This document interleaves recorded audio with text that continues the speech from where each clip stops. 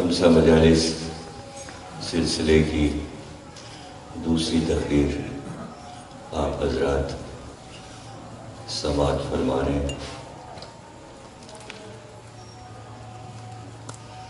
ذکر ہے اس ذات گرامی کا کہ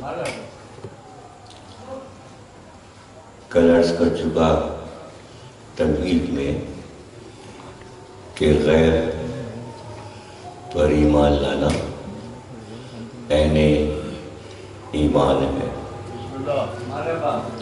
اور قرآن شروع ہی ہوتا ہے اس بات پر کہ غیر پر ایمان لاؤ، اور دین کی تمام چیزیں غیب میں ہیں۔ تمام فرشتے غیب میں ہیں، اور بہت سی ایسی چیزیں دنیا میں موجود ہیں کہ جو غائب ہیں، محسوس کی جا سکتی ہیں لیکن دیکھی نہیں جا سکتی، آنکھ سے نہیں دیکھ سکتے۔ تو سینکڑوں ہزاروں چیزیں دنیا میں موجود ہیں جن کو کسی نے نہیں دیکھا، اس لیے کہ وہ بے جان چیزیں ہوں یا جاندار چیزیں ہوں۔ ہر انسان یہ دعویٰ نہیں کر سکتا کہ اس نے ہر چیز دیکھی۔ مثلاً جیسے ہوا دکھائی نہیں دیتی، ہوا غیب میں ہے، محسوس کی جا سکتی ہے لیکن دیکھی نہیں جا سکتی۔ جیسے ہم پانی کو دیکھتے ہیں اس طرح ہوا کو نہیں دیکھ سکتے۔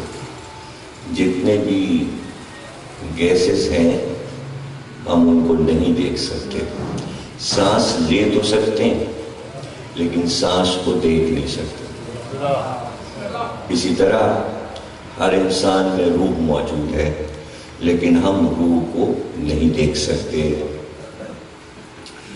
تو یہ کہہ دینا کہ غیب میں جو چیز ہے اس کا وجود نہیں ہے، غیب کے وجود کو ماننا پڑے گا جیسے جسم میں روح ہے، دیکھا نہیں لیکن یقین ہے کہ ہے۔ بس اسی طرح کا یقین رکھنا ہے اللہ پر بھی اور امام پر بھی۔ اللہ بھی غیب میں ہے اور امام بھی غیب میں ہے۔ رہ گیا یہ کہ ان کے ہونے سے کیا فائدہ۔ سوالات لوگ کرتے ہیں، سوالات کے جوابات دیے جاتے ہیں کہ اگر وہ ہیں تو کس طرح فائدہ پہنچا رہے ہیں امت کو، انسانوں کو۔ تو اس کی مثال امام نے دی کہ وہ غیب میں ہوں گے لیکن ان سے سب کو فائدہ پہنچے گا۔ تو آپ نے فرمایا، امام نے فرمایا، معصوم نے فرمایا، 11ویں امام نے فرمایا کہ اس طرح میرا بیٹا ہوگا جیسے تم دیکھتے ہو کہ بادل چھا جاتے ہیں، ابر چھا جاتے ہیں اور سورج بادلوں کے پیچھے چھپ جاتا ہے۔ سورج نظر نہیں آتا لیکن روشنی رہتی ہے، اندھیرا نہیں ہو جاتا۔ تو جس طرح بادلوں سے چھن کر سورج کی روشنی دنیا میں آ رہی ہوتی ہے، اسی طرح ان کے لیے پردہ غیب ہے تو وہ پردہ غیب میں، لیکن ان کا نور جو ہے وہ روشنی پھیلا رہا ہے، وہ ہدایت پھیلا رہا ہے۔ ہدایت ظاہر ہے کہ یہ تو سب کو معلوم ہے کہ 1,24,000 انبیاء آئے تو انسانوں نے کتنی ہدایت حاصل کی، کیا سیکھا؟ کچھ بھی نہ سیکھا، 1,24,000 انبیاء کے آنے پر بھی ہر نبی کے جانے کے بعد امت گمراہ ہو گئی. کسی نبی کے یہاں نہیں ملتا کہ ہزاروں ہوں حق پر چل آئے اور اکثریت بت پرست رہی. اور یہ دلیل کسی کتاب سے دینے کی ضرورت نہیں ہے، کسی حوالے کی ضرورت نہیں ہے. یہ سامنے کی بات ہے کہ جس طرح چاہے اس بات کو ہر ایک سمجھ لے کہ ایک نبی آیا ہدایت کے لیے، تو جب وہ آ گیا تو پھر دوسرے کی کیا ضرورت ہے؟ دوسرے نبی کی کیا ضرورت ہے؟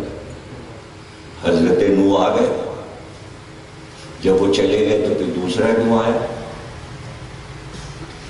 اس کے معنی کہ قوم گمراہ تھی اور گمراہ رہی. ہر دور میں تیسرے نبی کی، پھر چوتھے نبی کی، پھر پانچویں نبی کی، یہاں تک کہ 1,00,000 کی ضرورت پڑی. تو 1,00,000 کی تعداد یہ بتا رہی ہے کہ انسان کبھی بھی سدھرے ہی نہیں. مسلسل انسان گمراہ رہے. اس کی وجہ کیا ہے کہ ایک نبی آتا تھا، وہ سب بتاتا تھا، سکھاتا تھا، سب مان لیتے تھے. جو گمراہ ہوتے تھے ان پہ عذاب آ جاتا تھا، جو اچھے تھے وہ بچ جاتے تھے، اور پھر نبی کا انتقال ہو جاتا تھا. جیسے ہی نبی کا انتقال ہوتا تھا تو جو وہ اچھے تھے وہ بھی خراب ہو جاتے تھے. یہ کیسی بات ہے؟ وہ بھی بت پرستی کرنے لگتے تھے. پھر ایک اور نبی کی ضرورت پڑتی تھی کہ اب تم جاؤ اور ان کو صحیح کرو اور سیدھا کرو. یعنی نبی کے انتقال کے بعد امت پھر گمراہ ہو جاتی تھی. تو اب ظاہر ہے آخری نبی جس کے بعد اب نبی ہی نہیں آنا، تو اب اللہ کیا کرے گا؟ اور یہ بتائے اللہ کو کہ ہر نبی کے بعد امت گمراہ ہو جاتی ہے، اور یہاں سلسلہ ختم ہو رہا ہے. 1,24,000 انبیاء آ چکے، اب آخری نبی کے بعد کوئی نبی نہیں آئے گا. تو اب اللہ کیا کرے گا؟ اس لیے آخری پیغمبر نے کہا کہ کہیں ایسا نہ ہو کہ تم میرے بعد گمراہ ہو جاؤ. کہا کہ نہیں کہا؟ یہ لفظ کہا کہ نہیں کہا؟ کیوں کہا؟ پتا تھا کہ گمراہ ہو جائیں گے، ورنہ کہنے کی کیا ضرورت ہے؟ یہ کیوں کہا کہ لاؤ قلم اور کاغذ لاؤ تاکہ میں تمہارے لیے ایسی چیز لکھ دوں تاکہ میرے بعد تم گمراہ نہ ہو جاؤ. یہ بات بتا رہی ہے کہ ہر نبی کے بعد قوم گمراہ ہو جاتی تھی، اور آخری نبی کو بھی یہ خطرہ ہے کہ میرے بعد قوم گمراہ ہو جائے گی، اس لیے کہ ہوتی آئی ہے. تو اب آخری نبی کے بعد کوئی نبی نہیں آئے گا. اس لیے نبی نے کہا کہ لاؤ میں لکھ دوں، کچھ ایسا لکھ دوں کہ جس کی وجہ سے تم گمراہ نہ ہو. تو امت نے کیا کہا؟ امت نے کہا لیجئے یہ قلم ہے، یہ کاغذ ہے، لکھ دیجئے. کیا نہیں ہوا نا؟ زور سے بولیے. نہیں ہوا نا؟ نہیں ہوا نا؟ امت نے قلم کاغذ نہیں دیا نا؟ اور رسول اللہ نے کیا کہا تھا؟ اگر میں نے لکھ دیا تو تم گمراہ نہیں ہو.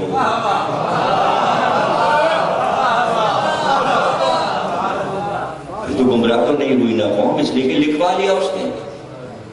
تو آگے تو بولیے آپ، جب تک آپ بولیں گے نہیں میں آگے بڑھوں گا نہیں. آج تو آپ کو بولنا ہے، آدھا آپ کو بولنا ہے، آدھا مجھے بولنا ہے۔ کیا کہا سرکار نے؟ لاؤ ایسی چیز لکھ دوں تاکہ میری بات گمراہ نہ ہو قوم۔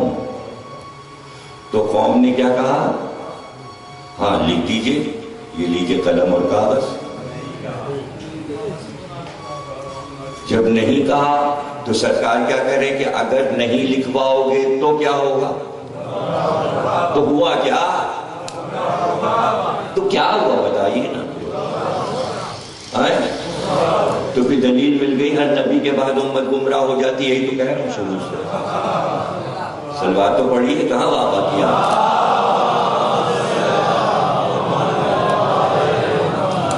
تو آپ کو افسوس ہے اس بات پہ یا خوشی ہے؟ کیوں افسوس ہے؟ کہے کا افسوس ہے؟ کس بات کا افسوس ہے آپ کو؟ تو آپ کو کہے کا افسوس ہے؟ نہیں، کس بات کا افسوس ہے؟ آپ کیا نہیں یہ بتائیے۔ اس والی امت میں آپ شامل ہیں جس نے نہیں لکھوایا؟ تو پھر آپ کو کیا کرنا افسوس کرتے؟ ارے آپ ٹھیک ہیں کہ نہیں یہ بتائیے۔ آپ ٹھیک ہیں نا؟ تو پھر آپ کو کیا کرنا؟ اگر افسوس کرنا ہے آپ کو تو 1,24,000 امتوں پہ افسوس کیجئے۔ حضرت نوح کی امت جو سرکش ہو گئی تھی اس پہ افسوس ہے آپ کو؟ صالح کی جو قوم فنا کر دی گئی اس پہ افسوس ہے آپ کو؟ نبی کو افسوس ہوا نہیں، تباہ کر دیا امت کو، اور آپ کو افسوس ہے؟ یہ بات میرے سمجھ میں نہیں آ رہی۔ اب بتائیے میں کیسے تقریر کیسے کروں؟ نہیں، آپ کو کہے کا افسوس ہے بھائی آپ کو تو خوش ہونا چاہیے، آپ کو خوش ہونا چاہیے کہ آپ ٹھیک ہیں۔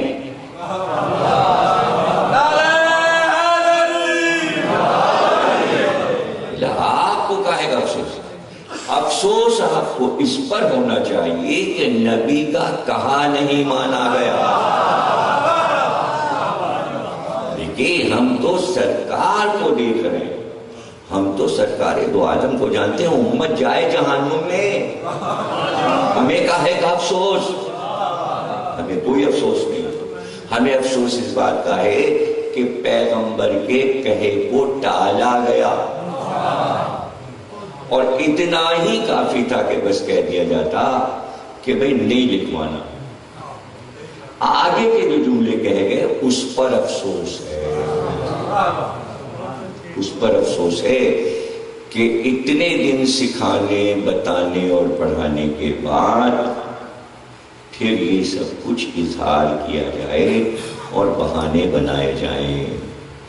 تو اب سوال یہاں پر یہ پیدا ہوتا ہے، لوگ سوال کرتے ہیں کہ صاحب سب سے کہا تھا، اس میں سلمان بھی تھے، ابو ذر بھی تھے، مولا علی امت میں تھوڑی ہیں، امت سے بات ہو رہی، بات نہیں سمجھتے آپ لوگ۔ امت سے کہا جا رہا ہے گمراہ نہ ہو جانا، علی امت کے باپ ہیں، امت نہیں ہے۔ یہ کہاں سے آپ نے کہہ دیا کہ علی بھی تھے؟ یہ کیا بات ہو گئی؟ علی بھی تھے، جہاں رسول تھے وہاں علی تھے، وہ نفس ہے۔ علی سے تھوڑی کہا تھا کہ قلم اور کاغذ لاؤ، امت سے کہا تھا، امت سے۔ علی امت نہیں ہے، امت اور ہے، اہل بیت اور ہے۔ علی سے کیا ضرورت تھی کہنے کی کہ قلم اور کاغذ لے آؤ؟ کیوں؟ امت سے کہا تم میرے بعد گمراہ نہ ہو جانا۔ بھلا علی سے رسول یہ کہہ سکتے ہیں؟ استغفر، جس کے لیے خطرہ ہے کہ گمراہ ہو جائے گی وہ ہے امت۔ امت سے کہا تو سوال یہ پیدا ہو گیا ہے کہ امت میں کیا سلمان، ابو ذر، عمار، مقداد تھے؟ تو یہاں بھی یہی مسئلہ ہے کہ اگر سلمان قلم دے دیں، ابو ذر قلم دے دیں، یا عمار قلم کاغذ دے دیں، یا مقداد قلم اور کاغذ دے دیں، تو اس معنی ان لوگوں کو خطرہ ہے گمراہ ہو جانے کا۔ کیوں دیتے تھے؟ بھائی یہ علی کو امام مان چکے تھے، ان کو پتا تھا کہ ہم گمراہ نہیں ہوں گے۔ گمراہی کی دلیل تو سمجھیے، جب تک آپ یہ سمجھیں گے نہیں لکھانا کیا چاہ رہے ہیں تب تک بات کسی طرح آپ کے سمجھ میں نہیں آئے گی۔ اس میں صرف یہ لکھنا تھا کہ علی تمہارے امام ہے میرے بعد، تو جو علی کو امام مان رہا تھا وہ قلم کاغذ کیوں دیتا؟ جس نے نہیں دیا اس نے علی کو امام نہیں مانا، بات ختم ہو گئی۔ صلوات پڑھیے۔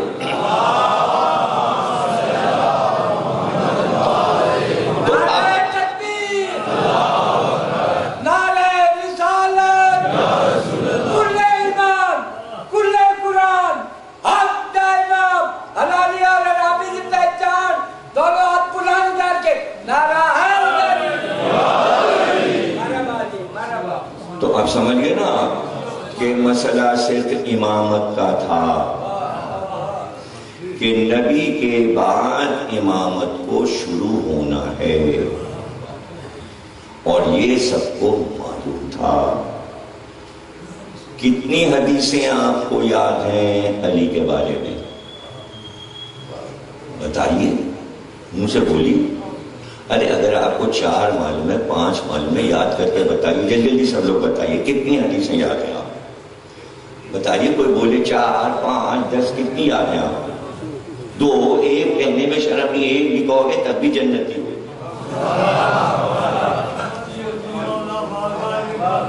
یاد ہے نا؟ دیکھیے سب دوہرا رہے ہیں، جو سے یاد ہے وہ دوہرا رہے ہیں۔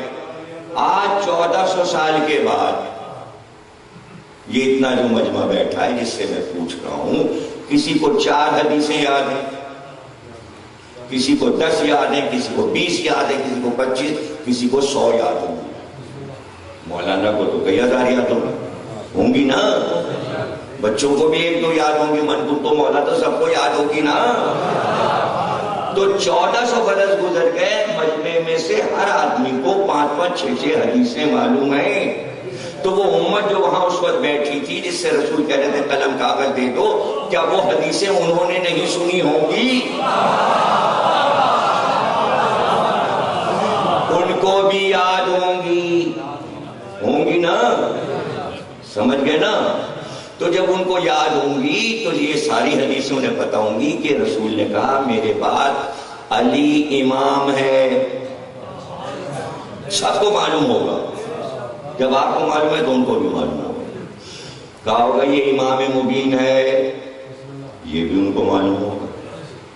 یہ اولی الامر ہے، یہ بھی ان کو معلوم ہوگا۔ غدیر میں سب تھے، علی تمہارا مولا ہے یعنی حاکم ہے، یہ بھی سب کو معلوم ہے۔ تو سب کو معلوم تھا نا کہ کیا لکھیں گے، نہ دینا یہ بتا رہا ہے کہ سب کو معلوم تھا کہ کیا لکھیں گے۔ اگر ان کو یہ معلوم ہوتا کہ یہ لکھیں گے کہ میرے بعد پابندی سے نماز پڑھتے رہنا تو فوراً قلم کاغذ دے دیتے۔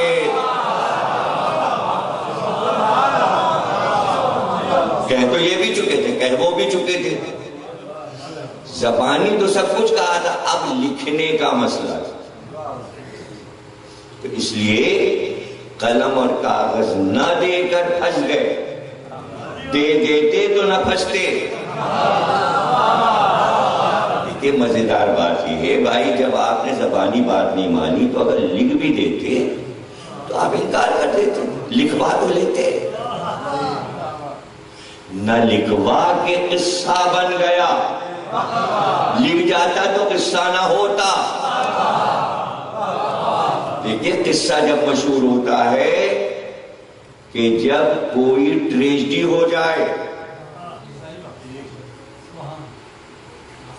نہیں سمجھ رہے؟ اگر گیلانی خط لکھ دیتے تو ہنگامہ نہ ہوتا،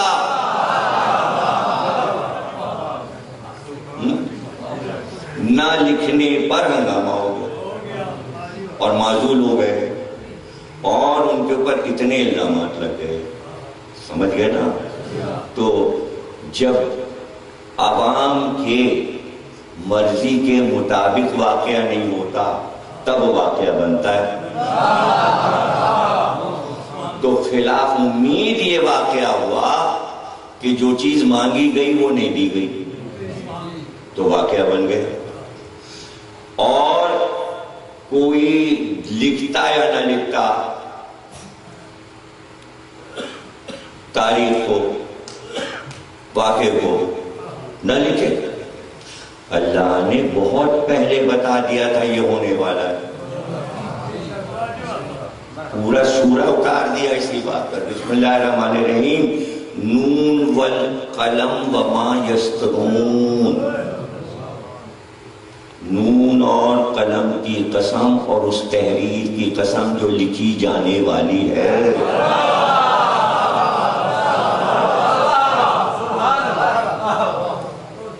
اور اس کے آگے کا جو جملہ وہاں کہا گیا تھا وہ جملہ بھی اللہ نے کہہ دیا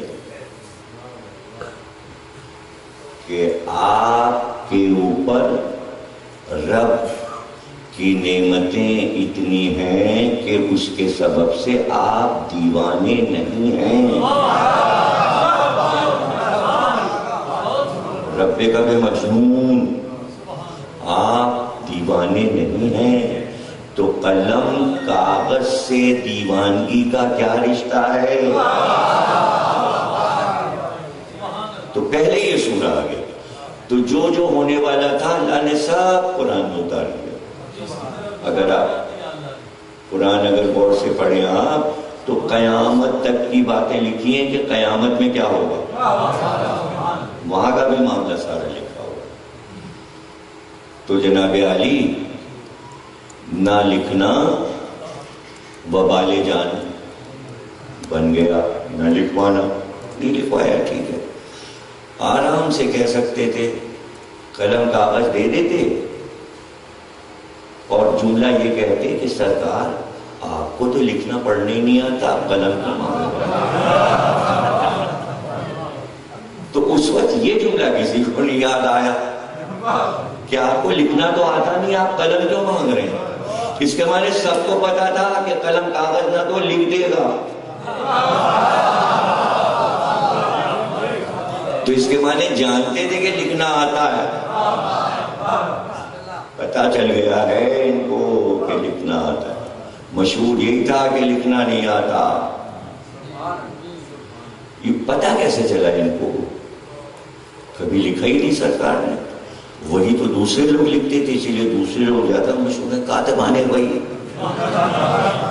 سرکار خود تو تھی لکھتے تھے آیات اور سورے. ان کو کیسے پتا چل گیا کہ لکھ دے گا اگر دے دیا قلم کا؟ بس کیسے پتا چل گیا؟ ان کو پتا چل گیا 7 ہجری میں صلح حدیبیہ کے وقت کہ جو دستخط تھے تو وہاں پر جب مولا علی نے لکھا تحریر سلونامہ تو انہوں نے کہا کہ بھئی یہ کیا لکھا ہے؟ محمد اللہ کے رسول ہے. ہم اگر اللہ کے رسول ان کو مانتے تو جھگڑا کیا تھا؟ اسی پہ تو جھگڑا ہے. یہاں پہ لکھو محمد بن عبداللہ، یہ رسول اللہ کاٹو. تو علی نے کہا کہ یہ لکھ گیا، اب نہیں کٹے گا. یہ ہم نے لکھ دیا ہے، یہ نہیں کاٹیں گے. بات رسول اللہ تک پہنچی تو رسول اللہ نے کہا لاؤ عہد نامہ لاؤ. عہد نامے کو دیکھا کہ قلم لاؤ، اور اپنے ہاتھ سے رسول اللہ کاٹ دیا. تو یہ بتائیے جب تک آدمی پڑھے گا نہیں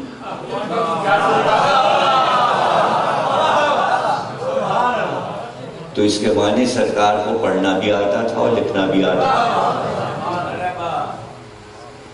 اب یہ کہ کبھی لکھا نہیں اور کبھی پڑھا نہیں، تو اس کو یوں بھی کہہ سکتے ہیں کہ یوں لکھتے ہیں حدیث میں کہ اللہ نے اپنے نبی کو نہ لکھنا سکھایا نہ پڑھنا سکھایا. اس طرح لکھا جاتا. اس طرح بھی کہہ سکتے تھے کہ کبھی لکھا نہیں اور کبھی پڑھا نہیں. اس میں بے ادبی نہیں ہے.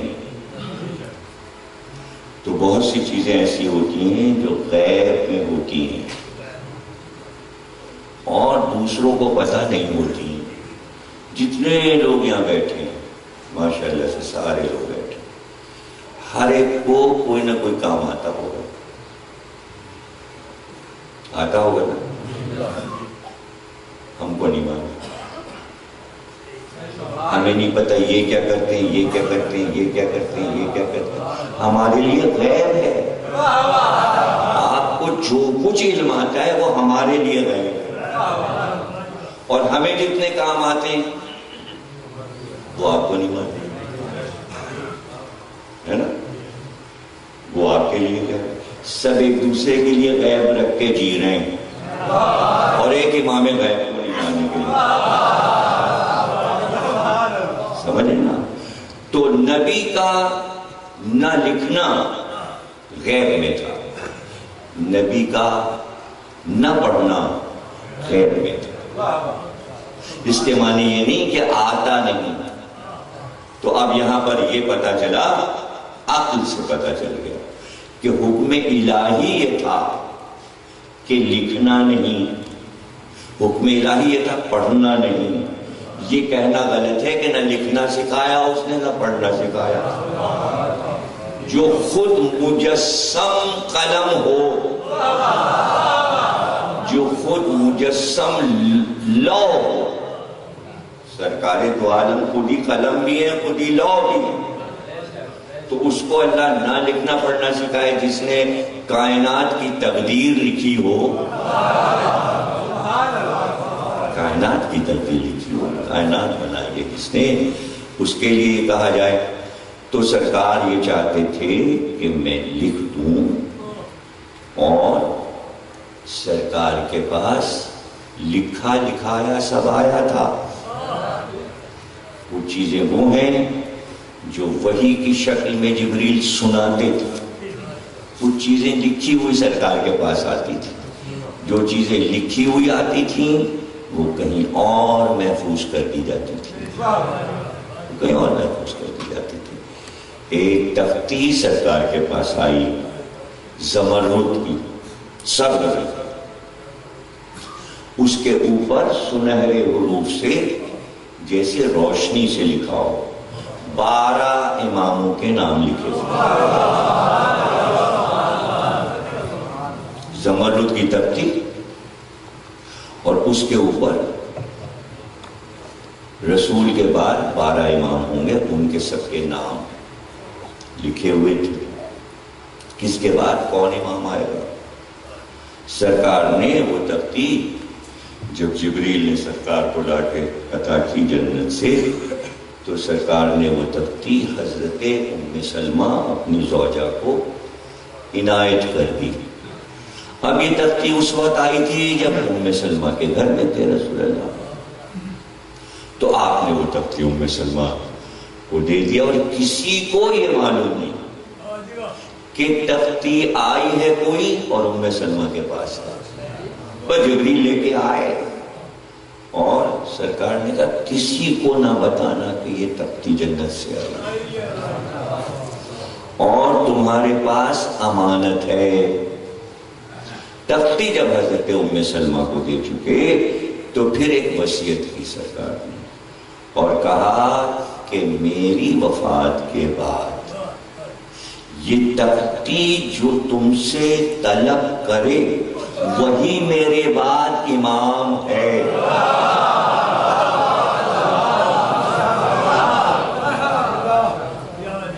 وہی امت کا حاکم ہے، وہی ولی ہے اللہ کا. ام سلمہ کے بارے میں آپ بہت تو جانتے ہوں گے کہ کون تھی.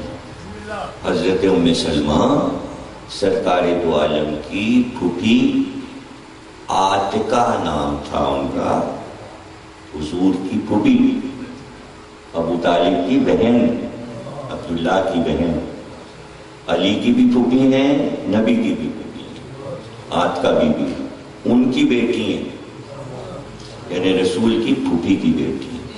ان کی شادی عبداللہ سے ہوئی.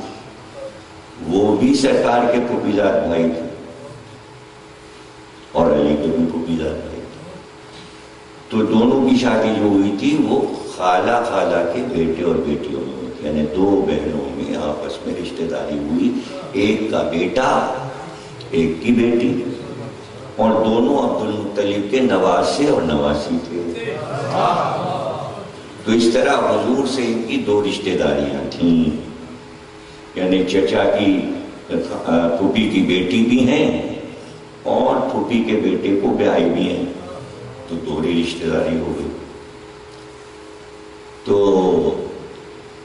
جنگ میں جب وہ شہید ہو گئے جناب ام سلمہ کے شوہر، تو اس کے کچھ عرصے کے بعد حضور نے انہیں رشتہ دیا اور بیوہ ہونے کی وجہ سے سہارا دینے کے لیے عقد کر لیا. تو ان کے دو بیٹے اور دو بیٹیاں پہلے شوہر سے موجود تھے. بڑے بیٹے کا نام انہوں نے رکھا تھا علی بن عبداللہ. تو بڑا بیٹا جو تھا وہ کافی بڑا ہو گیا تھا حضور کے عہد میں. تو جب مولا علی کا دور آیا تو ام سلمہ کے ہی بیٹے کو بحرین کا گورنر بنایا مولا علی، اس لیے کہ ام سلمہ نے اپنے بچوں کو معرفت آل محمد سکھائی تھی.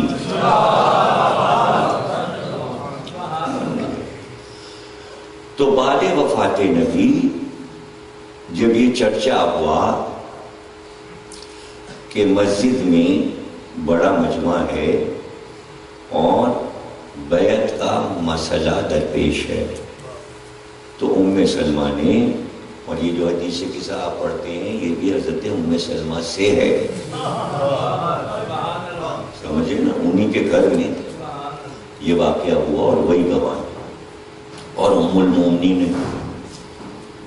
اور واقع کربلا کی تمام روایتیں امام حسین کے سفر کی وہ سب حضرت ام سلمہ سے ہیں. اور جبریل جب واقع کربلا لے کر آئے تھے تو وہ روایت بھی حضرت ام سلمہ سے ہے، اس لیے کہ اس دن بھی سرکار ام سلمہ کے گھر میں تھے جب واقع کربلا آسمان سے اترا، کاغذ پہ لکھا ہوا محضر آیا. تو وہ بھی ام سلمہ کو معلوم ہے، انہی سے روایت ہے. بہت سی روایتیں ہیں، تقریباً 235 روایتیں ام سلمہ سے بیان ہوئی ہیں. اب اہمیت سمجھ گئے نا حضرت ام سلمہ کی، تھوڑا سا تعارف ہو گیا. تو بیٹے کو بلایا اور کہا کہ بیٹے تم جاؤ اور جا کر مسجد میں بیٹھ جاؤ، جو گزرے وہ آ کے بتانا. بیٹا گیا، بیٹھ گیا، اس کے بعد کافی دیر کے بعد واپس آیا تو ام سلمہ نے پوچھا کہ بیٹا کیا ہوا؟ کہا بیعت ہو گئی. کہا تو تم سے کوئی بات ہوئی؟ کہا نہیں، میری طرف تو دیکھا بھی تھی. میں اٹھ کے آ گیا. کتنا عرصہ گزر گیا؟ 3.5 برس گزر گئے اس واقعے. 3.5 برس کے بعد پھر شور ہوا کہ مسجد نبوی میں مجمع ہے اور بیعت ہو رہی ہے. ام سلمہ نے کہا جاؤ اور جا کے وہاں بیٹھنا جہاں بیعت ہو رہی ہے منبر کے پاس. یہ پھر گئے، جا کے بیٹھ گئے. کچھ دیر کے بعد واپس آئے. ام سلمہ نے پوچھا کیا ہوا؟ کہا بیعت ہو گئی، سب اپنے اپنے گھر چلے گئے. کہا تم کو دیکھا انہوں نے؟ کہا نہیں، ہماری طرف تو دیکھا بھی نہیں، نہ ہم سے مخاطب ہوئے. پھر اس واقعے کو 10.5 برس گزر گئے. 10.5 برس کے بعد پھر شور ہوا مدینے میں کہ مسجد نبوی میں بیعت ہو رہی ہے. حضرت ام سلمہ نے بیٹے سے کہا تم جاؤ اور جا کے جب بیعت ہو تو سامنے بیٹھنا منبر کے پاس، اور پھر جو گزرے وہ آ کے بتانا. بیٹا گیا اور جا کے بیٹھ گیا. کچھ دیر کے بعد واپس آیا. ام سلمہ نے پوچھا کہ کیا ہوا؟ کہا کہ ہم جا کے بیٹھے تھے، بیعت ہو گئی. کا پھر سب اپنے گھر چلے گئے. کہا تم کو دیکھا تھا؟ کہا نہیں، ہماری طرف تو نہیں دیکھا، نہ ہم سے کوئی بات کی. اس واقعے کو 13 برس گزر گئے.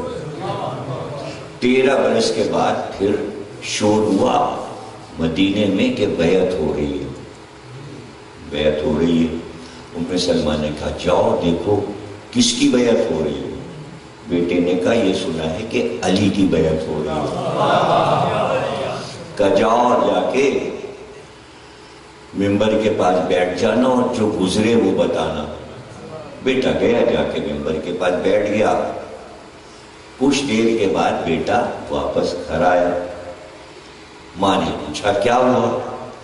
کہا ماں میں گیا تھا, بڑا مجمع تھا, لوگ ایک دوسرے پر گرے پڑ رہے تھے, ہر ایک چاہتا تھا کہ بڑھ کے علی کی بیعت کرے. میں ممبر کے بالکل پیچھے کونے میں رک گیا تھا اور اتنا لوگ دھکا دے رہے تھے کہ میں پیچھے ہٹتا جا رہا تھا, لوگ مجھ پہ بھی گر رہے تھے, اتنا مجمع تھا. میں بالکل ممبر کے پیچھے تھا.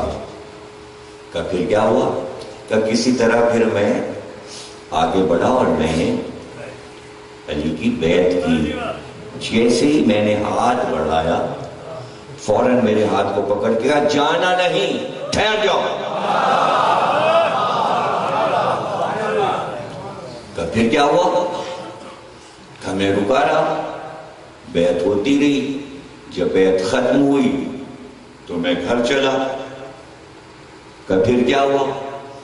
کہا علی میرے ساتھ تھے, کہتے ہوئے چلے تمہاری ماں سے مجھے ملنا ہے. ابھی یہ کہا تھا کہ باہر سے آواز آئی ام سلمہ میں تمہارے در پر ہوں, لاؤ وہ جنت کی تختی مجھے دے دو.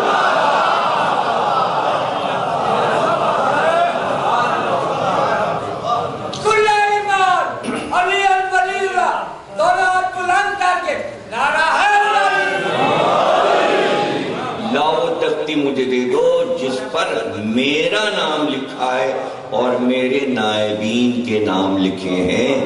میرے نام سے لے کر میرے آخری فرزند مہدی تک کا نام لکھا ہے. تو یہ تو میں نے ایک منزل آپ کو تاریخ کی سنا دی کہ کس کس طرح رسول اللہ نے یہ بات سمجھا دی تھی کہ میرے بعد امامت ہے. قرآن پورا بھرا پڑا ہوا ہے امامت کی گفتگو پہ. حدیثیں بے شمار, یعنی بعض حدیثیں تو وہ ہے کہ جو ایسا لگتا ہے کہ جیسے انجانے میں غلطی سے بخاری اور مسلم میں آ گئی, غلطی سے آ گئی. مثلا ایک حدیث ہر کتاب میں آ گئی سرکار کی, میرے بعد 12 امام ہوں گے جو سب کے سب قریش سے ہوں گے. دیکھیں چونکہ لفظ قریش آیا تھا تو سب نے, مسلم نے بھی, انہوں نے بھی کہ اس میں آل محمد کا نام نہیں ہے, یہ لکھ لو. کچھ نہیں سمجھ رہے آپ, تقریر تو سمجھنے کی کوشش کریے کہ لفظ قریش جب آ جائے تو گویا پورے مکے مدینے والے اس میں آ گئے. تو ایسی حدیث فوراً راوی لے لیتا ہے کتاب لکھنے والا, اس میں خطرہ نہیں ہے, لکھ لو. حالانکہ اس میں سب سے بڑا خطرہ تھا. دیکھیں یہی تو ذہانت, یہیں پہ تو پیغمبر نے اپنی امت کی ذہانت آزمائی. یہ جو ابھی میں نے آپ سے ایک سوال کیا تھا کہ آپ کو کیوں افسوس ہے, تو یہ آپ کی ذہانت کا مسئلہ ہے. ذہانت سمجھ لیجیے بھائی, یہ آپ کی ذہانت ہے جو آپ نے علی کو مان لیا.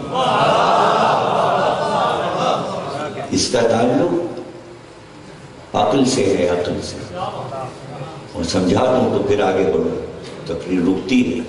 کسی نے پوچھا امام صادق صلوات اللہ السلام علیہ کہ کیا وجہ تھی ساری امت علی پر اکٹھا کیوں نہیں ہو گئی اور سب نے مل کے مان کیوں نہیں لیا مولا علی.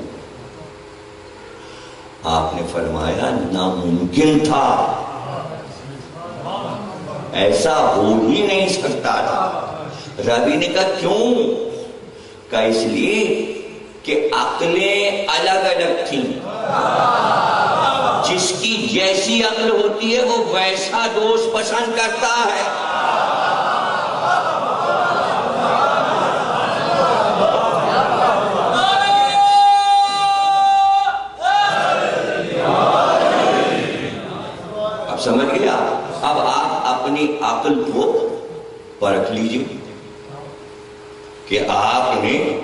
مولا علی کو مانا تو اس کے معنی آپ کی عقل کا امتحان وہاں ہو چکا، آپ گواہی دے چکے تھے تو وہاں بھی آپ کی عقل کام کر رہی تھی. وہ جہاں عقل اول کی دنیا ہے وہاں کی بات ہو رہی، تو پھر یہاں بھی آپ نے اقرار کیا. یہی ذہانت ہے. ذہانت یہ ہے کہ ایسے کو پسند کیا جائے جس میں پھنسنے کا امکان نہ ہو.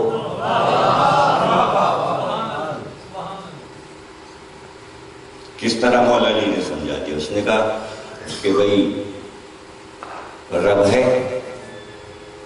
آپ نے فرمایا ہے، اور تجھے بھی ماننا چاہیے. اس نے کہا نہیں میں تو نہیں مانتا. کہا تو دیکھ میں تجھے بتا دوں کہ میں فائدے میں ہوں یا تو. کیسے سمجھائے مولا علی؟ کہا دیکھ ماننا جو ہے وہ فائدہ ہے، انکار میں نقصان ہے. اس نے کہا کیسے؟ کہا فرض کر کہ تو اور ہم دونوں قیامت میں پہنچے محشر میں. جب وہاں پہنچے تو پتا چلا اللہ ہی نہیں، اللہ کا وجود ہی نہیں. تو اب تو نہیں مانتا تھا اللہ کو، تو فائدے میں رہا. صحیح ہے، تو نہیں مانتا تھا. نہیں، میں نے مان لیا تھا لیکن نہیں ہے، لیکن میرا کوئی نقصان نہیں ہے تو نہیں ہے. اب سن، ہم بھی پہنچے اور تو بھی پہنچا، پتہ چلا رب ہے. تو میں تو مانتا ہی تھا، میں فائدے میں رہا، تو نہیں مانتا تھا. اب تو گیا جہنم میں. ماننے میں فائدہ، نہ ماننے میں نقصان. جو لوگ بحث کر رہے ہیں علی ولی اللہ پر، وہ بیوقوفی کر رہے ہیں. وہاں محشر میں پتہ چلے گا ہے کہ نہیں.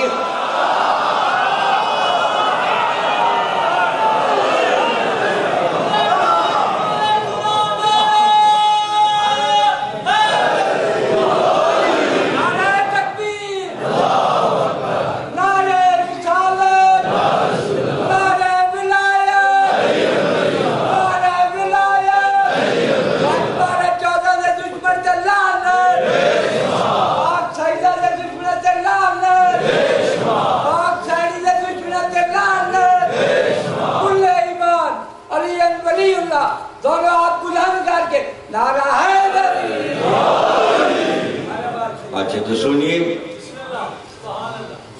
بھائی، نماز تو سب کو پڑھنی ہے امام کے پیچھے.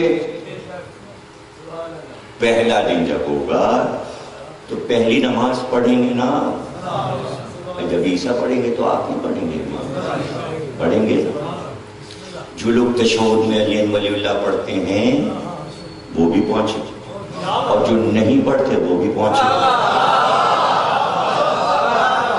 فرض کیجئے معاذ اللہ امام مہدی نے جب نماز پڑھائی تو تشہد میں علی ولی اللہ نہیں پڑھا،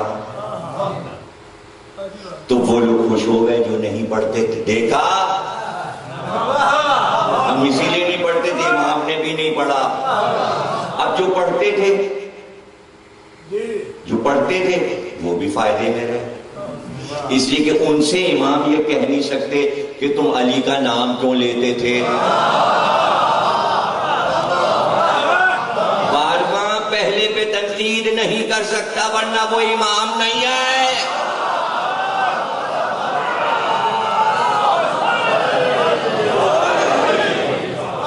اب اس کا دوسرا رخ، نماز ہوئی، امام نے تشہد میں پڑھا علی ولی اللہ.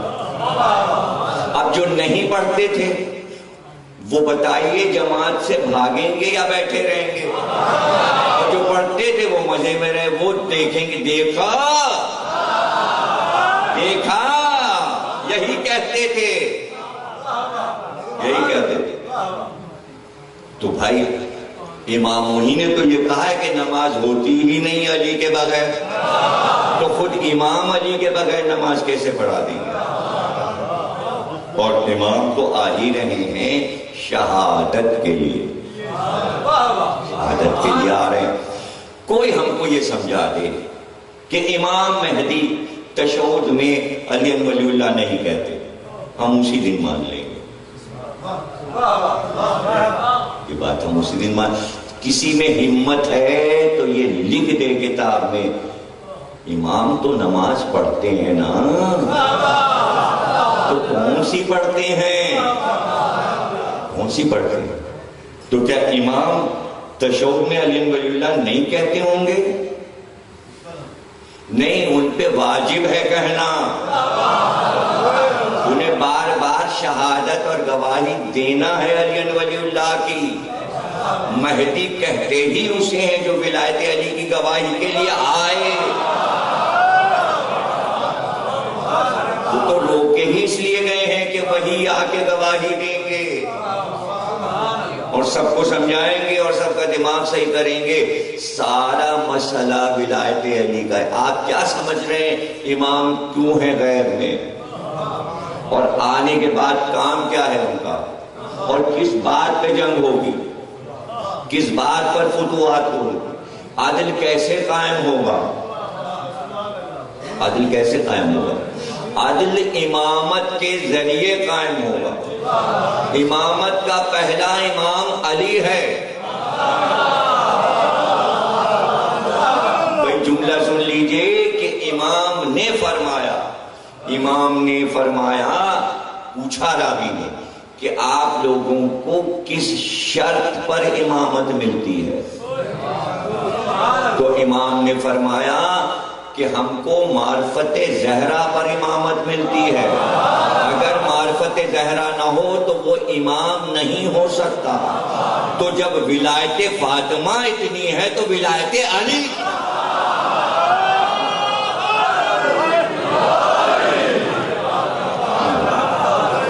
تو کہنے کا مطلب یہ ہے کہ کس طرح سمجھایا. تو یہ حدیث سادہ سی حدیث تھی کہ میرے بعد 12 امام ہوں گے اور سب کے سب قریش سے ہوں گے. جلدی سے امام بخاری نے لکھ لی، استخارہ آ گیا ان کا قریش کی وجہ سے. پھر مسلم نے بھی لکھی، ترمذی نے بھی لکھی، پھر سب نے لکھی، لکھتے چلے گئے، لکھتے چلے گئے، لکھتے چلے گئے. اب لکھنا تو آسان تھا کہ بھئی تو سادی حدیث ہے، اس میں تو کوئی مسئلہ ہی نہیں ہے، کوئی بحث کی ضرورت ہی نہیں. 12 ہوں گے اور سب قریش میں سے ہوں گے، قریش میں سے ہوں گے. اب جب مسئلہ یہ آیا، وقت گزر گیا، 700 سال تو ہو گئے امام بخاری کو لکھے ہوئے، تو ان 700 برسوں میں یہ بحث ہوئی کہ وہ 12 ہیں کہاں. بھائی ہوں گے تو اب تلاش شروع ہوئی، اور اسی وجہ سے تلاش شروع ہو گئی تھی. بھئی یہ حدیث تو ہے، تو پھر وہ 12 کہاں ہے، 12 کی تعداد پوری کرو. تو اب تاریخ نے 12 لکھنا شروع کیا. ایک نے لکھا، دوسرے نے کہا نہیں یہ آپ نے غلط لکھا، یہ ہے 12. پھر چوتھا اٹھا، اس نے کہا نہیں آپ نے غلط لکھا، ایسا نہیں، ایسا ہوتا کیا تھا. دیکھیے 12 میں ہوتا یہ تھا کہ سیدھے 4 تو آ گئے، پھر 5 میں ذرا سا کچھ گڑبڑ ہوا، چھٹے پہ آگے ایک دوسرے سے سب یزید آ گیا چھٹے پہ. یہ سب ہیں قریش، بنی عباس بھی قریش، بنی امیہ بھی قریش، اور آئے یہی لوگ. تو انہوں نے کہا جو حاکم ہے وہی امام ہے. نظریہ یہ بنایا گیا جو حکومت تخت پہ بیٹھے وہ امام. تو جتنے لوگ تخت پہ بیٹھے تھے ان کو ترتیب دیا گیا 1 2 3 4 5 6 پہ آ کے یزید آ جاتا تھا، چھٹے پر یزید آ جاتا تھا. تو بعد نے کہا کہ بھئی یہ کو نکالنا پڑے گا، تو چھٹا کوئی اور بنانا پڑے گا. پھر 7ویں پہ مروان آ گیا، 8ویں پہ پھر عبد الملک بن مروان آ گیا. اب بڑھتی جا رہی یہاں تک کہ 12 بنائے، لیکن ہر ایک کی ترتیب بدل گئی، اس لیے کہ ایک کوئی نکال کے دوسرے کو بھرتی کرتا تھا. جو جس کے پسند کا ہوتا تھا اس کا نام ہٹایا نہیں، آپ نے غلط لکھا، اس کو ہٹائیے، اس کو ڈالیے. 700 سال سے یہی ہو رہا ہے، یہ صرف 12 پہ ہو رہا ہے. لیکن عجیب بات یہ ہوئی کہ رسول اللہ نے یہ حدیث بھی تھی جو سب سے زیادہ مشہور ہوئی کہ 12واں جو ہوگا وہ مہدی ہوگا. تو 11 بناتے تھے قریش میں سے، 12واں اس میں لکھتے تھے مہدی، تو ٹاٹ میں مخمل کا پیون کیسے لگے گا؟ اس لیے کہ ترتیب بن نہیں پاتی تھی، تو 12واں اللہ والا ڈالتے تھے، 11 اپنے ڈالتے تھے۔ اب یہ حدیث دیکھیے، میں یہ کہتا ہوں پیغمبر کی ہر حدیث جو ہے وہ معجزہ ہے، وہ قریش والی حدیث بھی معجزہ ہے، لیکن لوگوں نے اس کے بعد والی حدیث نہیں ڈھونڈی، یا ڈھونڈی ہوگی اس کو نظر انداز کر دیا۔ حدیث سے حدیث جڑی ہوئی ہے۔ پھر اس کے بعد دوسری حدیث فرمائی تھی کہ 12 ہوں گے، 12 قریش میں سے ہوں گے، اور پھر یہ فرمایا تھا وہ سب بنی ہاشم ہوں گے۔ توجہ رکھیے گا، وہ سب بنی ہاشم ہوں گے، اور پھر یہ فرمایا تھا وہ سب بنی عبد المطلب ہوں گے، اور پھر یہ فرمایا تھا وہ سب بنی ابو طالب ہوں گے۔ یہاں پہ آ کے شرط ہے کہ 12 کو ابو طالب کا فرزند ہونا چاہیے۔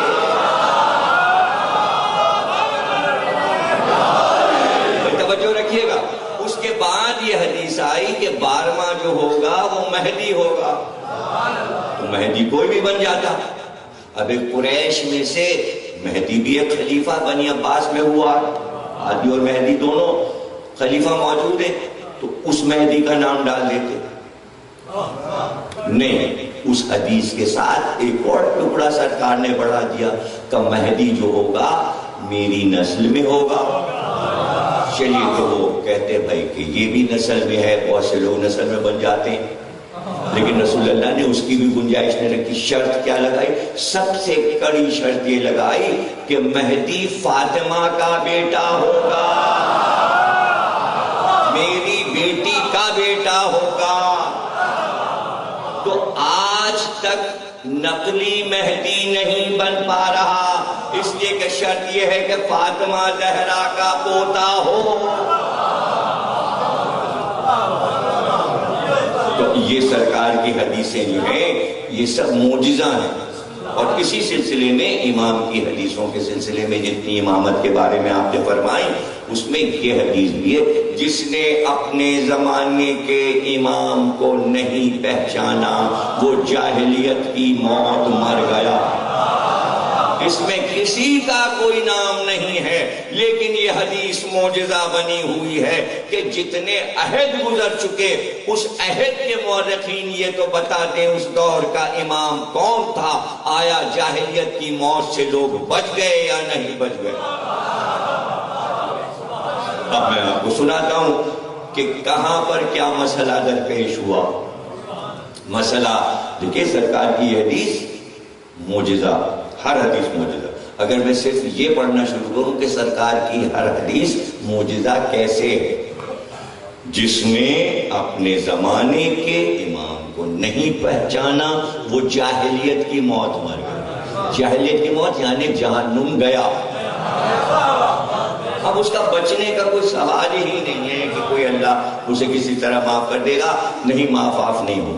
اور سب نے یہ حدیث لکھی جاہلیت والی۔ تو اب جناب عالی آپ دیکھیں کہ بیچارے بھولے بھالے لوگ، کیسی امتیں، کچھ تو نادان ہوتے ہیں، کچھ کو وہ نادان بنا دیتا ہے شیطان، گمراہ کر دیتا ہے، ورغلا دیتا ہے۔ تو لوگ کہ ہاں معاف کر دیجئے، بیچارے سیدھے لوگ تھے، شیطان نے بہکا لیا۔ تو اسی دن کے لیے ایک ایک لمحے کے لیے حدیث کہی سرکار نے کہ میرے بعد گمراہ نہ ہونا۔ یہ حدیثیں کاہے کشکورے میں سنت کانفرنس ہو رہی ہے، حدیثیں ہی تو سنت ہیں۔ سنت کس کا نام ہے بتائیے؟ ہمارے بچپن میں تو جو تھا وہ تو تھا، ہم کیا بتائیں آپ کو۔ ہمارے یہاں تو کارڈ چھپتے تھے، فلانے بچے کی سنت ہے، یہاں آگے پتہ چلا سنت کا جلسہ ہو رہا ہے، بلکہ ٹی وی کے اوپر لکھا ہوا آتا ہے کہ صاحب اسلامی بہنوں کا سنت بھرا اجتماع، سنتوں بھرا اجتماع۔ تو میرے سمجھ میں تو یہ باتیں نہیں آتی ہیں کہ بھئی کہاں رسول اللہ نے کہا تھا کہ میں تمہیں دو چیزیں چھوڑ رہا ہوں، قرآن اور سنت۔ کوئی حدیث ہی نہیں ہے ایسی، نہیں کہا رسول اللہ نے۔ میں کہہ رہا ہوں کہ ہر حدیث معجزہ ہے. اگر آپ یہ حدیث کہتے ہیں تو یہ معجزہ نہیں بن رہی ہے کہ قرآن اور سنت چھوڑا. ایسی کوئی حدیث ہے ہی نہیں، سوال ہی نہیں پیدا ہوتا. اس لیے کہ دو چیزیں ایک طرح کی نہیں چھوڑی جاتی. یہ نہیں سمجھے آپ؟ قرآن ہی تو سرکار کی سنت ہے، سب اس میں لکھا ہے. تو الگ سے سنت کا کیا بتانا؟ آپ کہیں گے یہ کیا کہہ دیا؟ آپ بچپن سے سن رہے ہیں اسوہ حسنہ. تو اسوہ حسنہ تو قرآن میں ہے. لفظ اسوہ حسنہ قرآن میں ہے. مولانا پوچھی آیت ہے. تو جب اسوہ حسنہ اس میں لکھا ہوا ہے، سرکار کا سونا، جاگنا، اٹھنا، کپڑا اوڑھنا، چادر گوش پہ ڈالنا، چلنے پھرنے، ہر ادا کو اللہ نے اس میں ہر سنت کو محفوظ کیا ہے. نمازیں کیسے پڑھتے تھے، پیر کیسے سوکھ جاتے تھے، حجرہ کیسا تھا، چادر کیسے تھی، پردہ کیسے پڑا تھا، فلاں مقام کیا ہوا، فلاں لڑائی میں کیا ہوا، بدر میں کیا ہوا، احد میں کیا ہوا، خندق میں کیا ہوا، خیبر میں کیا ہوا، حنین میں کیا ہوا. ارے کوئی ایسی چیز ہے غدیر میں کیا ہوا کہ کوئی سنت قرآن میں نہیں؟ سب کچھ تو قرآن میں ہے. پھر الگ سے یہ کہنے کی کیا ضرورت تھی سنت چھوڑ رہا ہوں؟ نہیں، قرآن اور اہل بیت چھوڑ رہا ہوں. نہیں سمجھے؟ دو بے جان چیزیں ایک ساتھ نہیں چھوڑی جاتی. اگر ایک خاموش ہے تو دوسری بولتی ہوئی جاندار ہو. اگر قرآن خاموش تھا تو اہل بیت بول رہے تھے اس لیے چھوڑا کہ تم اس کو پڑھو گے، اگر سمجھ میں نہیں آئے گا تو ان سے پوچھنا. سنت تو خود ہی خاموش ہے، بولے گی کہاں؟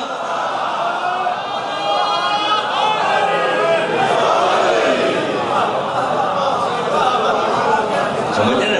تو ہر حدیث سرکار کی معجزہ ہے. ہر حدیث سرکار کی معجزہ ہے. جس نے اپنے زمانے کو نہیں پہچانا وہ جاہلیت کی موت مر گیا. اب ظاہر جو بھولے بھالے نادان لوگ تھے نہیں سمجھے ہوں گے حدیث. کیا سمجھے ہوں گے؟ اور انہوں نے یہ حدیث بھی پڑھی ہوگی کہ بھئی 12 ہوں گے میرے بعد اور قریش میں سے ہوں گے. تو انہوں نے کہا ٹھیک ہے، یہ قریش ہیں، قریشی ہیں، اور یہ بھی قریشی، اور یہ بھی قریشی، اور علی بھی قریشی. علی بھی قریش تھے، قریش میں سے علی بھی تھے. سارے ہی قبیلے اپنے دعوے دار تھے کہ ہم سب قریش ہیں. جو مکے میں رہتے تھے ہم قریش ہیں. چونکہ جناب قصی کا خطاب تھا قریش، تو جو شاخ ہے اس میں سے نکلی. انہوں نے کہا ہم سب قریش ہیں. تو انہوں نے کہا ٹھیک ہے، چاہے علی کو مانو یا کسی اور کو مانو. اب توجہ رکھیے گا، پہلے امام علی. پوچھا گیا بھئی علی کو پہلا امام کیوں نہیں مانا؟ ان کا کہ ہم کیا کریں، اسی طرح کے دوسرے تھے ان کو مان لیا، اسی طرح کے کچھ اور تھے اور مان لیا. ٹھیک ہے، بہت اچھا کیا آپ نے مان لیا، تو اچھی بات ہے، مان لیا. پھر اس کے بعد دوسرے امام ہمارے امام حسن. پھر ان کا دور آ گیا. بھائی آپ نے مانا امام حسن کو؟ نہیں، وہ تو ہم نے تو اس کو مان لیا، وہ قریش تھا، اس کو مان لیا. سمجھ رہے ہیں؟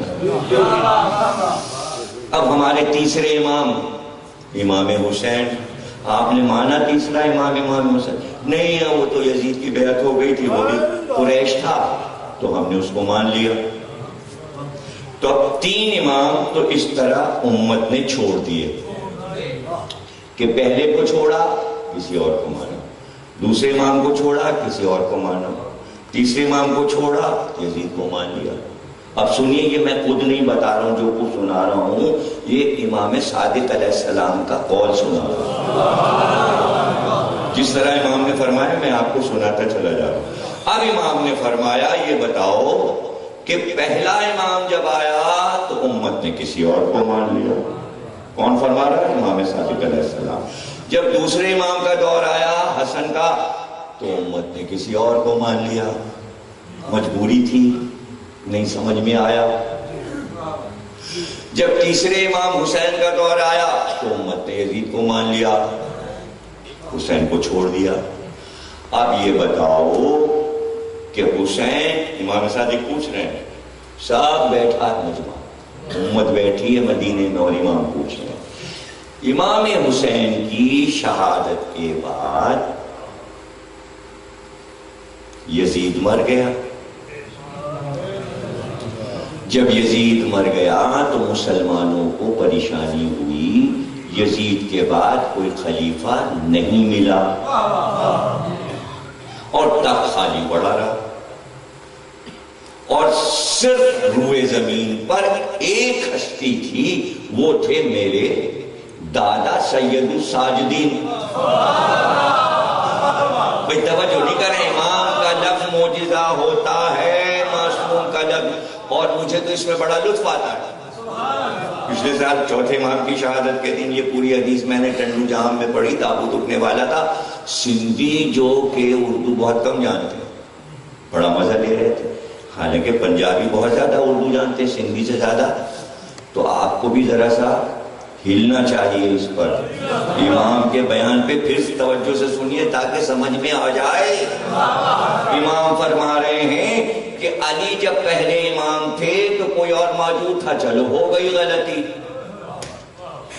کہ غلطی ہو گئی دوسرے کو مان لیا، جب حسن تھے غلطی ہو گئی کسی اور کو مان لیا، جب حسین تھے ہو گئی غلطی کسی اور کو مان لیا، جب سید سجاد ہوئے زمین پر تھے نہ کوئی بنی امیہ تھا نہ کوئی بنی عباس تھا، نہ خالی پڑا تھا نہ کوئی خلیفہ تھا نہ کسی کا امام تھا، صرف سید سجاد تھے۔ امام نے فرمایا اس وقت اگر امت سید الساجدین پہ اکٹھا ہو جاتی تو پھر بھی جہنم سے بچ سکتی،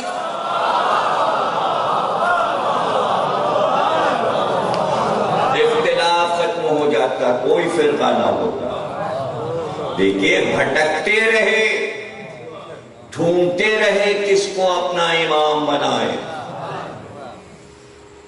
لیکن ادھر نہیں آ رہے۔ اچھا اب ادھر آئے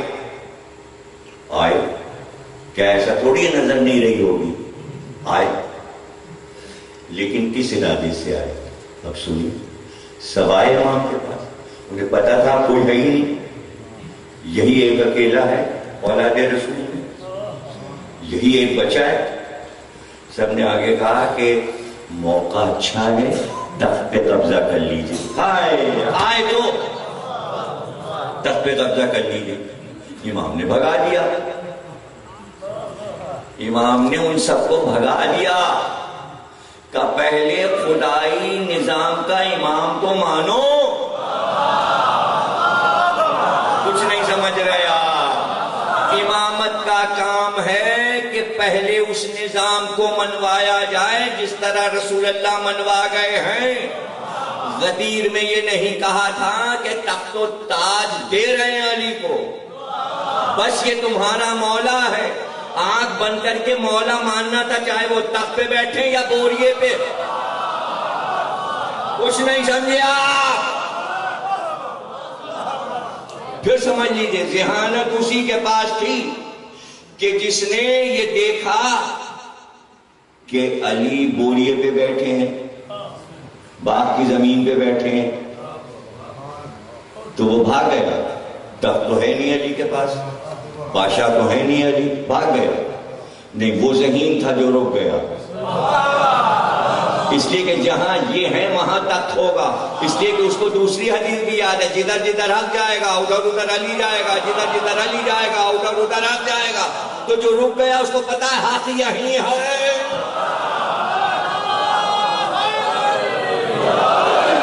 تو اسی ذہانت پہ آپ رکے ہیں، آپ زمانے کے ساتھ کیوں نہیں چل رہے ہیں؟ اس لیے کہ آپ کو یقین ہے کہ علی کو ماننے میں حق ہے۔ یہ حدیث دنیا میں کسی اور کے لیے رسول نے نہیں کہی کہ جہاں وہ ہوگا وہاں حق ہوگا اور جہاں حق ہوگا وہاں وہ ہوگا، یہ صرف علی کے لیے ہے۔ تو جب علی کے لیے ہے تو علی اگر کچی زمین میں باغ میں بیٹھے ہیں تب بھی حق علی کے پاس ہے، اور گھر کے بوریے میں بیٹھے ہیں تو حق علی کے پاس ہے، اور جہاں حق نہیں ہے تو حق نہیں ہے۔ صرف حق کرنے سے حق نہیں ہوتا، اس کو کہتے ہیں ہو حق کے معنی ہنگامہ کرنا، اور صرف حق علی کے ساتھ ہے۔ سمجھ رہے نا؟ تو اب یہاں پر سرکار نے ایک حدیث سے دوسری حدیث کو جوڑ دیا.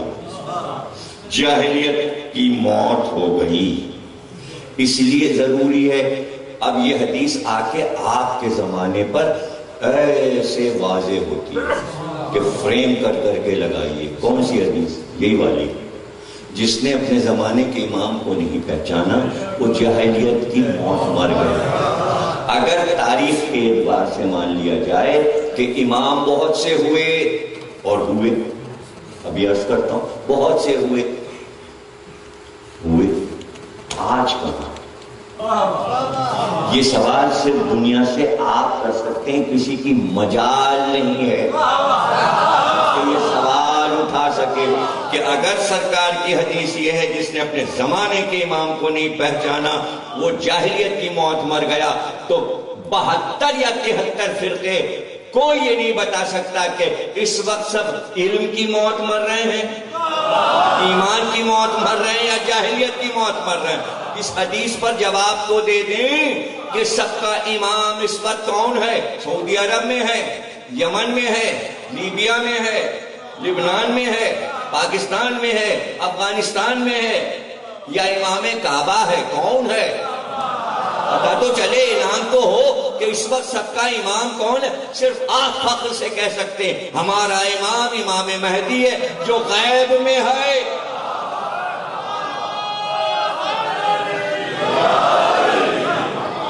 تو دیکھیں جاہلیت کی موت سے آپ بچ گئے، کتنے آرام سے بچ گئے.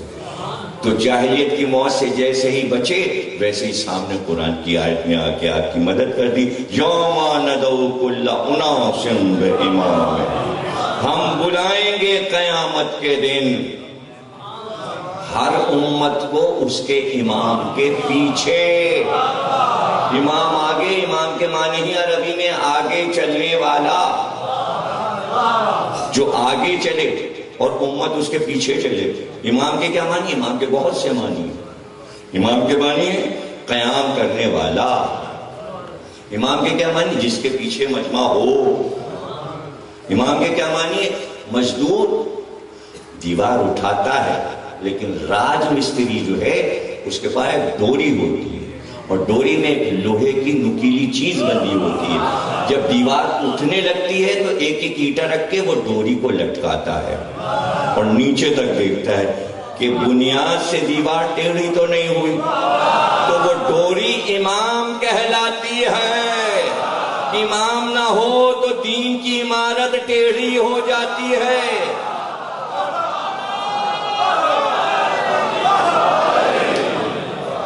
اور ایسے اگر حروف کے اعتبار سے دیکھیں تو الف کے کیا معنی؟ الف کے کیا معنی؟ الف کے معنی ہے قیام. یہ آپ نے لکھا الف قیام سیدھے. اور میم کے کیا معنی؟ میم کے معنی ہے مجمع. میم یعنی مجمع.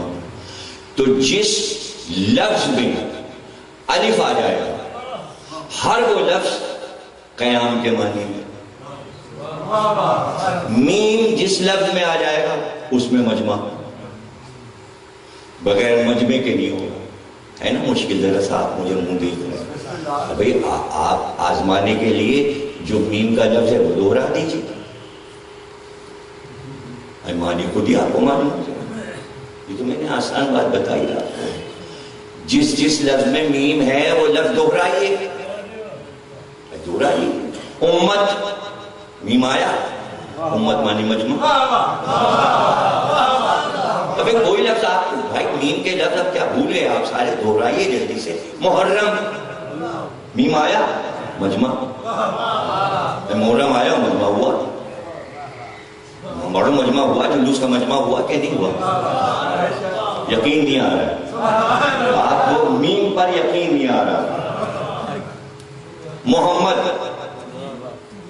حمد کا مجمع، تعریفوں کا مجمع.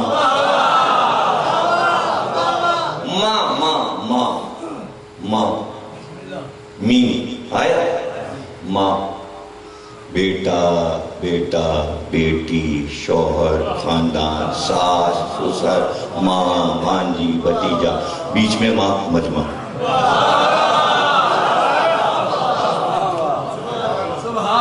جو لفظ جہاں میم آیا اس میں اجتماع ضروری ہے. امام میں 2 میم آئے ہیں اور 2 الف آئے ہیں. دوہرا قیام ہے اور دوہرا مجمع ہے. ایک مجمع وہ ہے جو حقیقی مجمع ہے، ایک مجمع وہ ہے جو ایسے ہی پیچھے امام مہدی کے لگ جائے گا. مسلمانوں کے امام آ گئے، چلو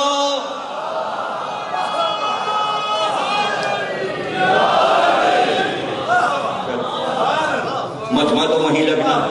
اس لیے کہ سب کو مجبوری آ جائے گی، جیسی پکارا جائے گا کعبے میں آ گئے.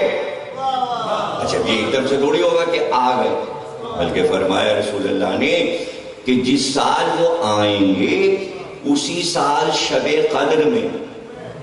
ابھی تو لوگوں کو یہ نہیں پتا کہ شب قدر کب ہے.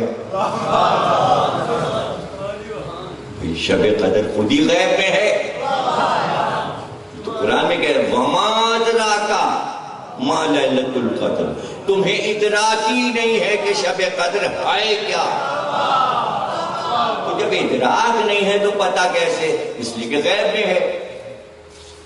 تو اس دن پہچان بتا دی کہ بھائی کئی راتوں میں لکھا ہے کہ 23 بھی ہو سکتی ہے، 19 بھی ہو سکتی ہے، شب 21 بھی ہو سکتی ہے، شب 27 بھی ہو سکتی ہے. تو ہمیں کیا پتا کون سی ہے شب قدر. لیکن پہچان بتاتی سرکار نے کہ جو شب قدر ظہور سے پہلے والی آئے گی اس میں آدھی رات کو جبریل کی آواز آئے گی کہ ان کا ظہور ہو گیا. نام لے کے جبریل پکاریں گے اور فرماتے رسول ہر گھر میں آواز پہنچ جائے گی. کان تک آؤ، کہیں بھی ہو، لیٹا ہو، بیٹھا ہو، گھر میں گھساؤ، تہخانے میں چھپاؤ، چھت پہ چڑھاؤ، سب سن لیں گے جبریل کی صاف آواز کہ ظہور ہو گیا. اعلان شب قدر میں ہوگا. جس دن اعلان ہوگا اسی دن شب قدر ہوگی. اسی دن شب قدر ہوگی. تو اب رمضان، شوال، ذیقعد اور ذی الحج، تو اب آخر مہینے میں ہی ہے شب قدر، یعنی 20 کے بعد ہی ہوگی. اس سے پہلے تو ہونے کا امکان نہیں. اس لیے کہ صاف صاف کہہ دیا ہے حدیث میں بھی اور قرآن میں بھی کہ آخری 10 دنوں میں تلاش کرو. تو شروع کے 20 دنوں میں تو کوئی تلاش کرے گا. 10 3 10 ہے نا ہر مہینے میں. تو شروع کے 2 10 جو ہیں اس میں تو نہیں، آخری 10 دنوں میں ہے، یعنی 20 کے بعد سے ہی کہیں پر ہوگی. تو اسی میں اعلان ہوگا. تو اب اس میں 5-6 دن وہ جوڑ لیجیے. رمضان ختم ہو گیا، شوال 1 مہینہ، ذیقعد دوسرا مہینہ، ذی الحج 3 مہینے یہ ہو گئے. 10 دن محرم کے اور 5 دن اور رکھ دیجیے. 3 مہینے 15 دن کے بعد جو اعلان ہوا تھا وہ ظاہر ہو جائے گا. اس لیے کہ وہ مدینے سے چل کے خانہ کعبہ میں پہنچ چکے ہوں گے. وہ شب عاشور مدینے سے چلیں گے، عاشور کے دن خانہ کعبہ میں پہنچ جائیں گے. اور شان یہ ہوگی، فرمایا سرکار نے کہ میں دیکھ رہا ہوں. سرکار عالم فرماتے ہیں میں دیکھ رہا ہوں کہ میرا بیٹا خانہ کعبہ کی دیوار سے پشت لگائے بیعت لے رہا ہے.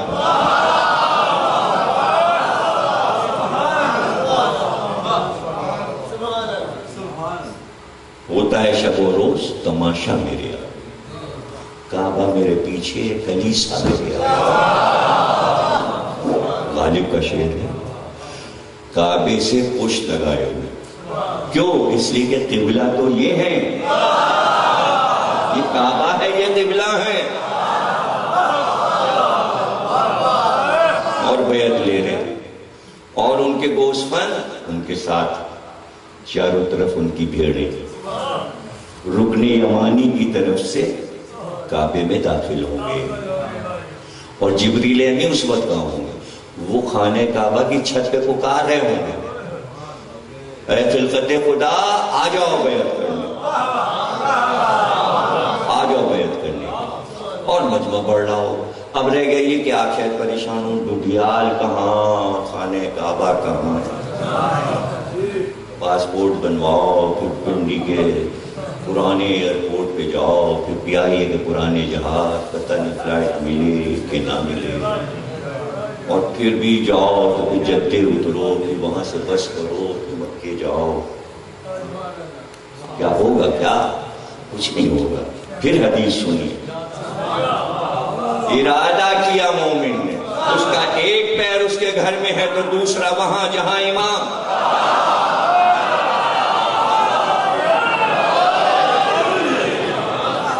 ارادہ کیا اور وہاں پہنچا، اور صرف اتنا نہیں کہ وہ وہاں ظہور کر چکے اور یہ یہاں ارادہ کر رہا میں پہنچوں، نہیں، مومن اپنی ہتھیلی اٹھائے گا تو امام کو دیکھ رہا ہوگا۔ تو اللہ آپ کے ہاتھوں کو بھی سلامت رکھے، آپ کے پیروں کو بھی، کہ جن ہاتھوں پہ ظہور کی تصویر دیکھیں گے اور وہ پیر مبارک جو وہاں پہنچیں گے، تو مومن تو خود ہی مبارک ہے، اور جسے امام بلا لیں کیا کہنا۔ اللہ آپ کے گھروں کو آباد رکھے، آپ کو خوش رکھے، اور بحق کے محمد اور آل محمد، جس کا ذکر ہے سرکار کا، ولی عصر کا، جن کے عہد میں ہم جی رہے ہیں اور سانس لے رہے ہیں، کہ وہ ہمیں قبول کر لیں مومن کی صورت میں، اور تو ہمیں اپنا کہتے ہیں۔ بس ہماری زندگی کے لیے سب سے بڑا انعام یہ ہے اور نعمت یہ ہے کہ وہ اپنا کہہ کے پکاریں، اور ظاہر ہے کہ ہمیں قدر کرنی چاہیے اپنے امام کی۔ میں تو سمجھتا ہوں کہ یہ زوار صاحب نے جو کارنامہ کیا ہے کہ کسی کے تصور میں ہی نہیں آیا کہ 5 مجلسیں سرکار کی بھی رکھی جائیں کہ ان کی ولادت ہے، تو اس کو آپ لوگ ہلکا نہ سمجھیں، یہ ان کو بغیر بشارت کے یہ کام نہیں ہو سکتا تھا، ورنہ کوئی اور کر لیتا۔ بھائی ہمارے کراچی میں نہیں ہوتا، وہاں بڑے کروڑوں پیسے والے لوگ پڑھے، لیکن کسی نے کبھی یہ توجہ نہیں کی کہ ظہور اور ولادت کے موقع پہ 5 محفلیں رکھیں، ایک تو سب رکھتے ہیں، لیکن پنجتن کے نام پہ 5، مہدی کے لیے 5، تو ان کے لیے خصوصی دعا حضرات کہتی ہے کہ اس طریقہ ایک ہم میں موجود ہے کہ جو ہمیں توجہ دلاتا ہے۔ تو اس مومن بھائی کی بھی قدر کیجئے کہ جو یہ کر رہا ہو، یہ قدر والی بات ہے۔ یقین کیجئے کہ اتنی گرمی میں تصور نہیں تھا، 1 سال جب میں آیا تھا کہ پھر نہیں آؤں، لیکن یہ سوچ کے یہ 3رے سال آیا کہ زوار صاحب کر رہے ہیں تو کیا ان کے اوپر وہی ہوئی ہے وہ کر رہے ہیں، وہی کریں؟ نہیں، سب کو اس میں حصہ لینا چاہیے۔ تو اس لیے میں آ گیا کہ میں ان کے ساتھ حصہ لوں، ایسا نہ ہو کہ امام ان سے تو خوش ہیں اور جو ان کا ساتھ نہیں دے رہے ہیں ان سے ناراض ہو جائے، اس ڈر کے مارے آ گئے۔ ہاں یہ ہو سکتا ہے زوار صاحب بند کر دیں پروگرام تو پھر اطمینان ہو جائے گا، لیکن یہ بند نہیں کریں گے، مجھے معلوم ہے یہ بند نہیں کریں گے، اس لیے کہ میں بھی انہی منزلوں سے گزرتا رہتا ہوں کہ کوئی پروگرام اگر رکھ دیا 30 برس پہلے تو ہر سال سوچتا ہوں اب کی بند کر دوں، لیکن پھر دل گواہی دیتا پھر شروع کیوں کیا تھا۔ تو میں سمجھتا ہوں کہ یہ ایک مثال ہے کہ نئی نسل کے لیے سکھایا ہے انہوں نے کہ آپ کیجئے، آپ امام زمانہ کا کر رہے ہیں، آپ کچھ اور کیجئے، اور اس میں دیکھیے پیسے ویسے کے خرچے کا لحاظ تو کرنی نہیں چاہیے۔ یہ بھی میں آپ کو بتا دوں کہ ادھر آپ نے نیت کی کہ میں یہ کام اہل بیت کے لیے کروں گا، وہ قرضہ نہیں کسی کا رکھتے، وہ خود ہی سب بھجوا دیتے ہیں۔ جس کو یقین ہو وہ یقین کرے، جسے یقین نہیں وہ یقین نہ کرے۔ اور پھر یہ کتنی بڑی خدمت ہے کہ ان محفلوں کے ذریعے سب کے عقیدے باندھ کے رکھے جا رہے ہیں۔ تو یہ ثواب بھی زوار صاحب کو ملے گا کہ بھائی سب کے عقیدے مستحکم کیے گئے اور اس کو اور مضبوط کیا گیا ان محفلوں کے ذریعے. تو ان کے لیے خصوصی دعا کیجیے کہ اللہ انہیں صحت کلی عطا فرمائے اور یہ انشاءاللہ اسی طرح پروگرام کرتے رہیں، سجاتے رہیں. اور تمام مومنین کے لیے مل کے دعا کیجیے کہ جو جہاں بھی مومن ہے مصیبتوں اور بلاؤں سے محفوظ رہے، اور اگر کوئی خدا نہ کرے بیمار ہے مومن تو اللہ اسے شفائے کاملہ عطا فرمائے. حج و زیارات سے تمام مومنین کو اللہ مشرف فرمائے. جو بے روزگار ہیں انہیں رزق عطا فرمائے، جو برسر روزگار ہیں ان کے رزق میں وسعت فرمائے. ہمارے قبلہ و کعبہ مولانا تشریف فرمائے جو روزانہ تقریبی فرماتے ہیں اور آپ کے لیے عبادتوں کا اہتمام بھی کرتے ہیں. ان کے لیے بھی دعا کیجیے اللہ ان کو تمام فکروں اور مصیبتوں سے دور رکھے، انہیں خیر و برکت عطا فرمائے، ان کی عمر اللہ دراز کرے. وہاں کے امام زمانہ اللہ امام زمانہ کا ظہور فرمائے اور ظہور میں تاجیل